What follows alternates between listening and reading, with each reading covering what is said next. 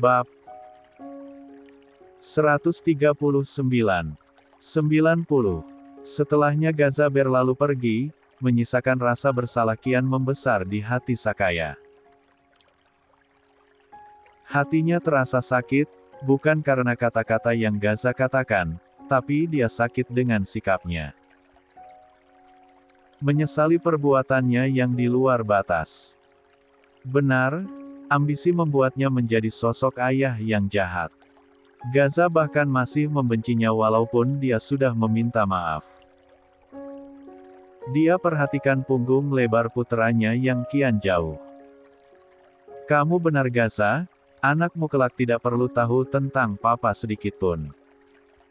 Dia tidak perlu tahu dia punya kakek yang begitu jahat. Menyiksa kamu hanya karena harta dan tahta. Begitu Gaza hilang dari pandangannya, Sakaya menatap lagi hasil USG tersebut. Dia mengusap gambar itu dengan senyum pedih. Aku terbuang akibat perbuatanku sendiri. Sekarang sesal pun sudah tidak berarti, gumamnya. Sementara Gaza yang kini sudah di luar dan berada dalam mobilnya, menyandarkan punggungnya di sandaran mobil. Dia menghela napas panjang dan memejamkan mata. Ada dua perasaan yang hadir melihat papanya. Keinginan untuk memaafkan, tapi di satu sisi luka masa lalu itu kembali membayang. 91. Hal terberat bagi Sanum dalam mengandung adalah ketika dia juga harus berhadapan dengan skripsi yang sangat menguras otaknya. Di saat hormonnya berubah, dia yang menjadi sensitif harus berhadapan dengan revisian yang membuatnya kerap menangis. Ini sudah bulan ketiga kehamilannya. Dia sudah melewati masa-masa harus bed rest. Janinnya sudah jauh lebih kuat sehingga dia diperbolehkan untuk melakukan aktivitas setelah waktu itu. Sanum melanjutkan skripsinya, dia pikir akan mudah, nyatanya kian susah apalagi kondisinya saat ini. Seperti hari ini, sebenarnya dosen tidak mengamuk sampai memberikan dia bentakan, tapi tatapan kesal dosennya dan banyak coretan di skripsi membuatnya menangis. Revisiannya banyak. Ini bagaimana? Harusnya kamu juga memperhatikan dan membaca ulang proposal kamu. Typonya di mana-mana. Kalau bikin skripsi jangan asal jadi aja. Ini juga, saya sudah mengatakan bimbingan minggu lalu kan kamu harus mengurutkan poin landasan teori. Kenapa ini terbalik? Ini lagi, mana sumbernya? Kalau kamu gak cantumkan sumber dengan baik, nanti kamu bisa disemprot saat seminar. Bab L juga perbaiki lagi, jelaskan dengan baik dan detail apa yang menjadi sebab beban kerja, kaitkan dengan hasil prasurvei. Jangan cuma dari hasil data di atas terlihat bahwa karyawan pada perusahaan mengalami beban kerja yang tinggi. Gak usah kamu jelaskan juga dosen bisa lihat dari data. Yang kamu harus tulis itu penjelasannya. Data kamu juga ditambah. Ini kurang menjelaskan permasalahan di perusahaan. Sanum hanya memberi anggukan dengan air mata tertahan. Pelajari lagi skripsi senior yang satu konsentrasi dan relevan dengan skripsi kamu. Karena masih banyak yang salah pada bab 1 dan 2, jadi kamu selesaikan dulu dengan baik. Bimbingan setelah semua selesai. Sanum menyimpan kembali proposalnya dan berpamitan dengan dosen laki-laki di hadapannya setelah hanya mengangguk-angguk. Sebenarnya Sanum itu sangat kesal, kenapa? Kemarin-kemarin dosen pembimbingnya tidak mengkomentari bab 1, sewaktu-waktu dia datang hanya disuruh lanjut saja bab 2 dulu.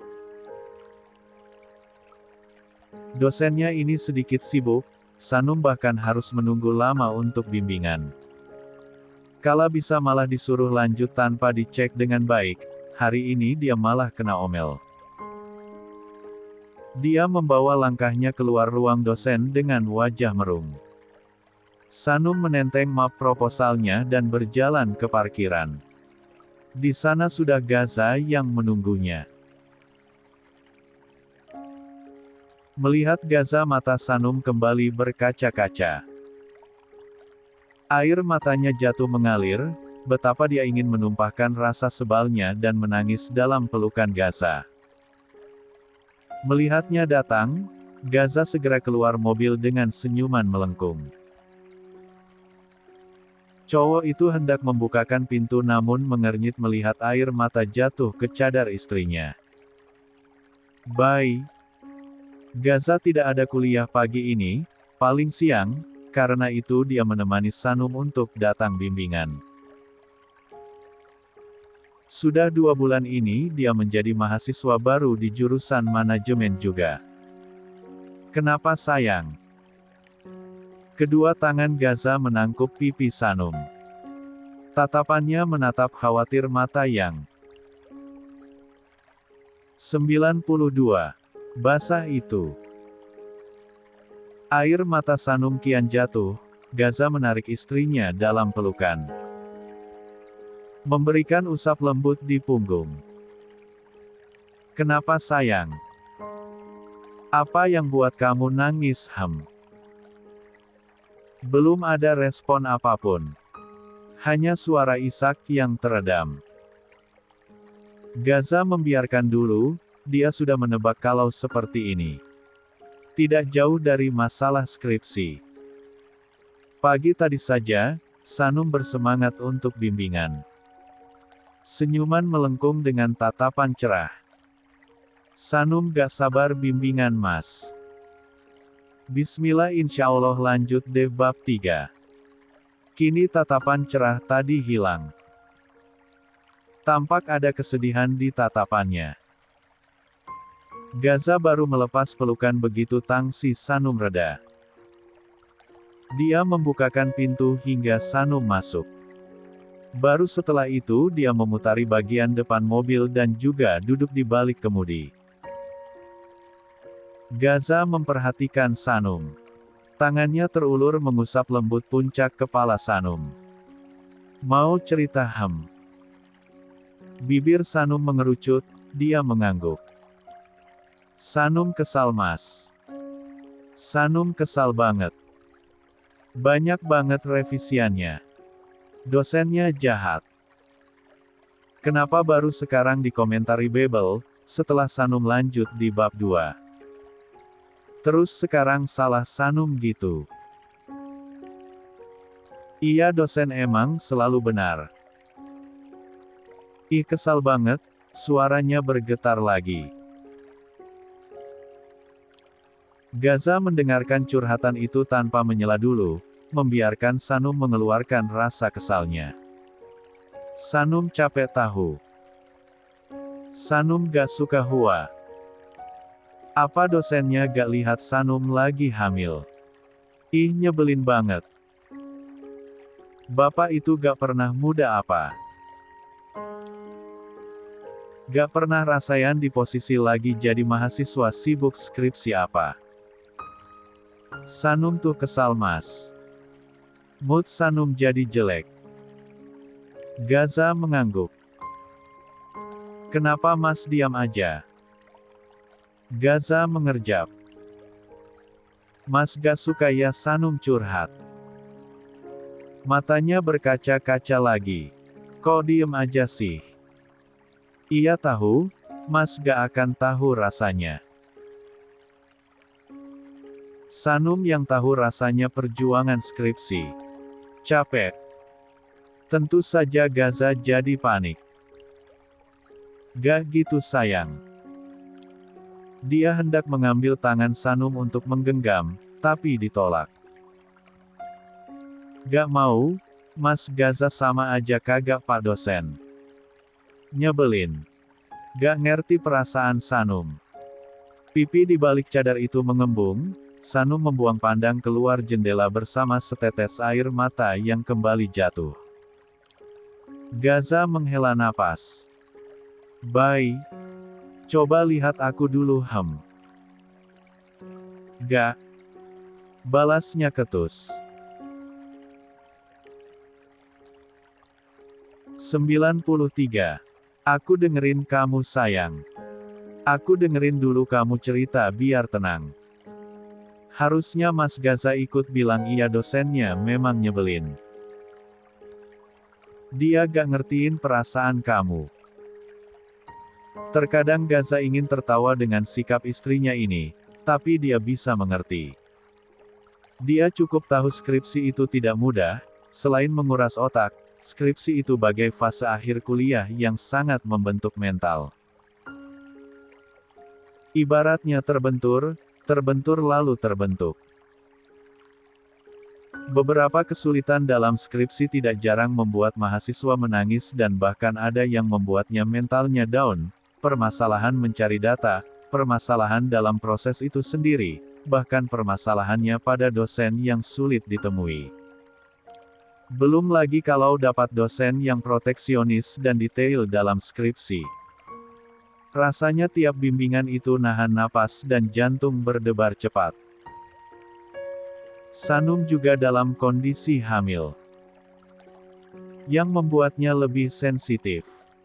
Gaza mencondongkan badan dan memberikan pelukan hangat, mampu membuat Sanum mencair. Iya sayang, kamu kesal sama dosennya. Sanum kesal Mas. Kesal sama aku juga. Kesal banget. Gaza mengangguk. Dia memberi kecupan di kening Sanum lama lalu menatap lekat mata Sanum. Aku ngerti baik perasaan kamu. Kalau perlu mau aku datangin dosennya. Ih gak mau. Gaza tersenyum kecil.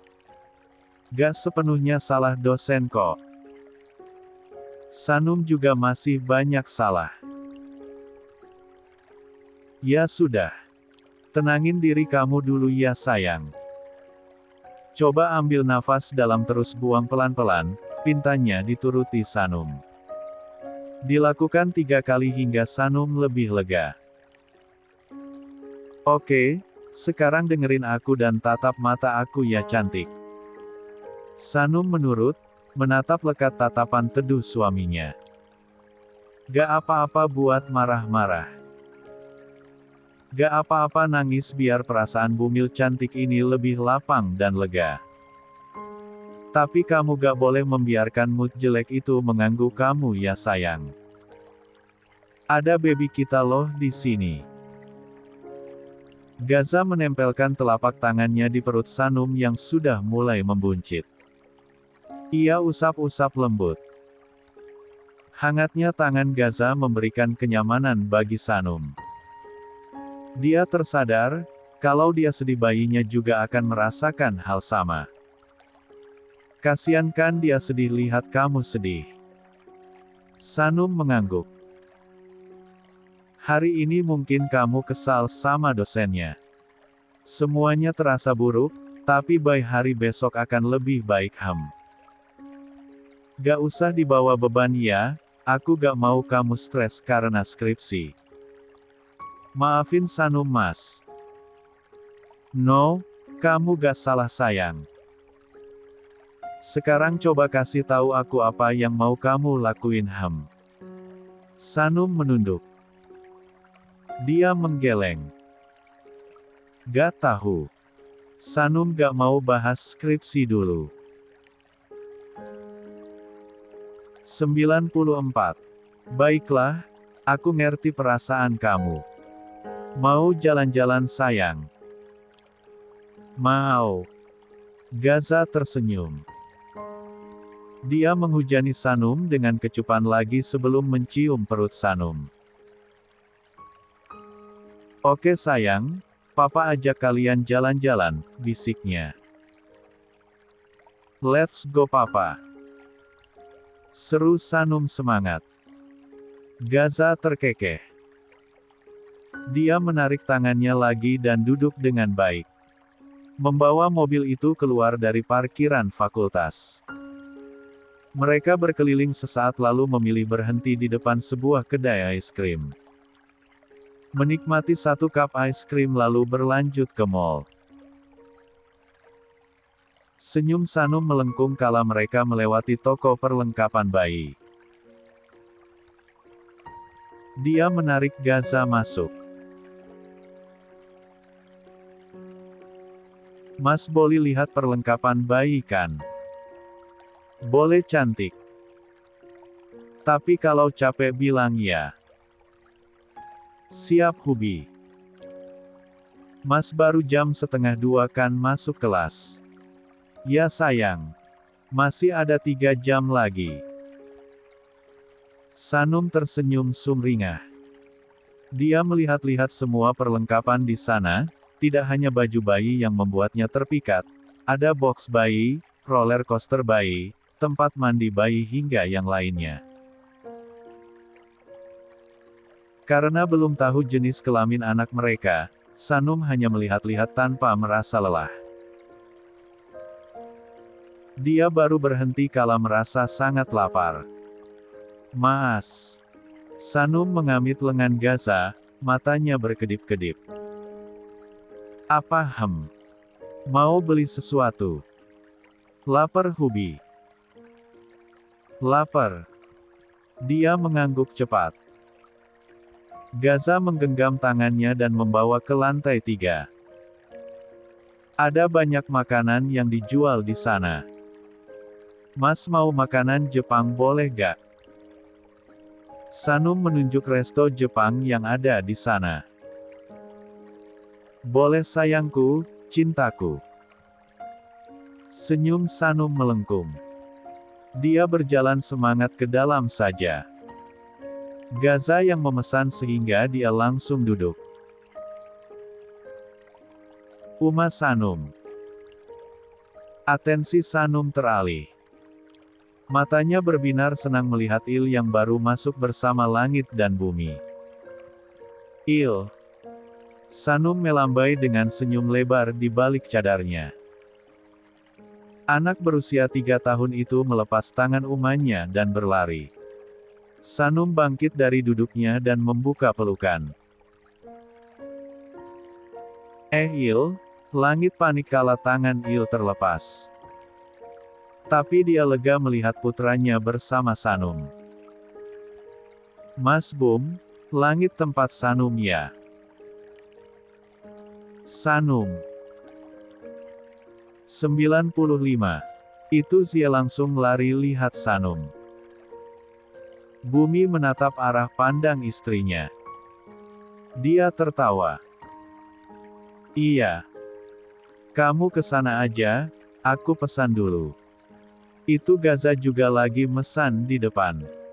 Ujarnya baru sadar yang tengah memesan Gaza. Oke Abi.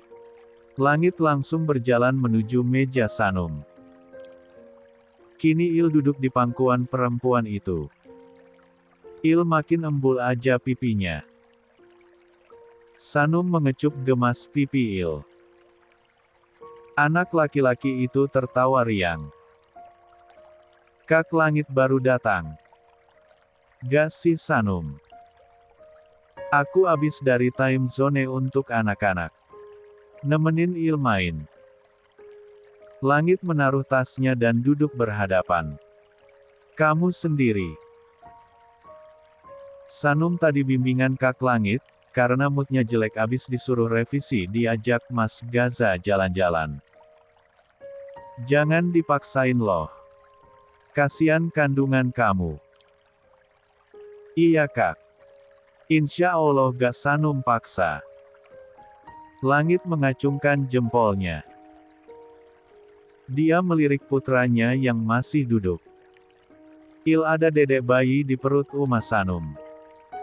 Sama Uma aja yuk. Gao Uma. Mau sama Uma apa, gelengnya. Gak apa-apa Kak. Sanum senang banget ada Il. Langit tersenyum. Mereka kemudian mengobrol perihal kehamilan. Langit juga bertukar cerita kala dia ngidam dahulu saat Sanum bilang 3 bulan ini banyak Gaza yang ngidam. Aku sih suka jahilin bumi zaman hamil, cerita langit tertawa. Sanum tuh jadi penasaran. Kak langit ketemu Bang Bumi gimana sih? Dia sangat penasaran untuk satu hal. Itu. Dulu tuh kita satu sekolah Sanum. Aku sama Bumi itu musuhan. Seriusan Kak?